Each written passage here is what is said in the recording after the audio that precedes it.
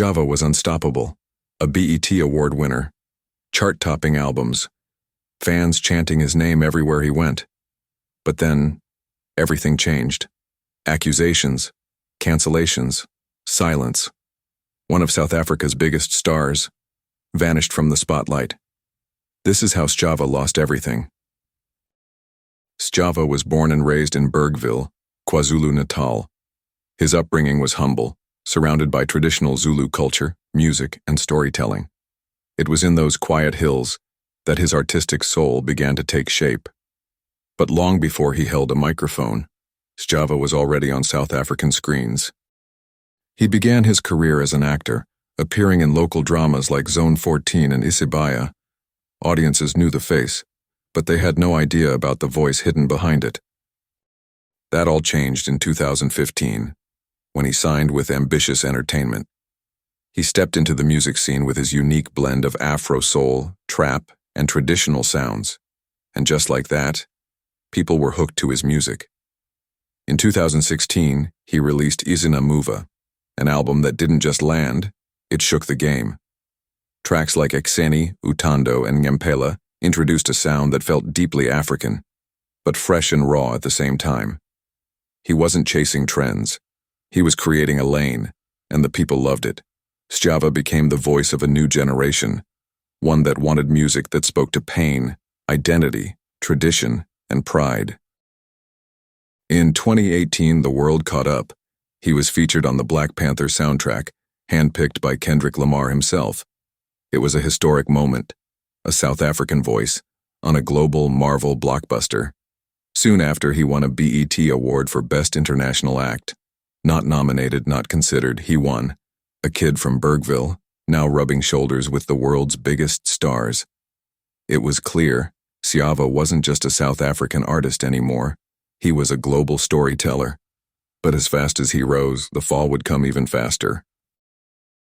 In early 2020, Sjava's name hit headlines for all the wrong reasons. He was accused of sexual assault by singer Lady Zamar, someone he had once dated. The allegations shook the industry. Sjava denied everything. His legal team responded. Lady Zamar stood her ground. The public? Divided. Some stood with her, others defended Sjava. But the damage was already in motion. Suddenly, he was pulled from major events. The Cape Town International Jazz Festival removed him from the lineup. Brands distanced themselves. Radio stations became quiet. Even though the National Prosecuting Authority later dropped the case due to lack of evidence, the stain on his reputation never really left. The controversy exposed a side of fame that many artists fear, where one moment can undo years of work. For Sjava, it wasn't just about clearing his name, it was about rebuilding trust with a public that had once adored him. The scandal didn't just affect his image, it slowed his momentum, changed how people listened to his music, and forced him to go quiet when he was once the loudest voice in the room. It was a turning point, not just in his career, but in his identity as an artist. And from here on, Sjava would have to fight, not just for relevance, but for redemption. Around the same time, his relationship with Ambitious Entertainment fell apart. Like many artists before him, he left the label, and it wasn't a peaceful exit. Ambitious removed his music from all platforms. He had to start over, building his own label, 1020 Cartel. But by then, the industry had moved on. Amapiano was dominating. New names like Kabza, Maphorisa, and Uncle Waffles were taking over the charts. And Sjava? He was quiet, almost forgotten.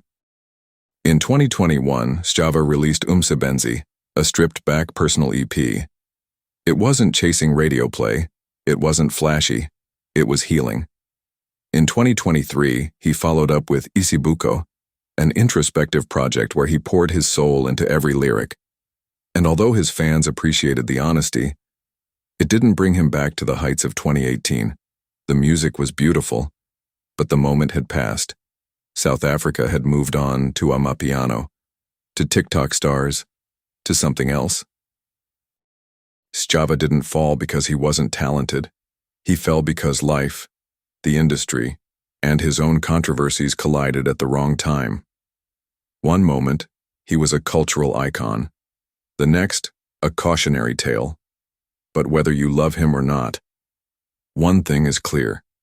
Sjava was different. And even if the industry forgot, his legacy still echoes in the hearts of those who felt his music at their lowest. Thanks for watching. If you enjoyed the video, don't forget to like, subscribe, and leave your thoughts in the comments.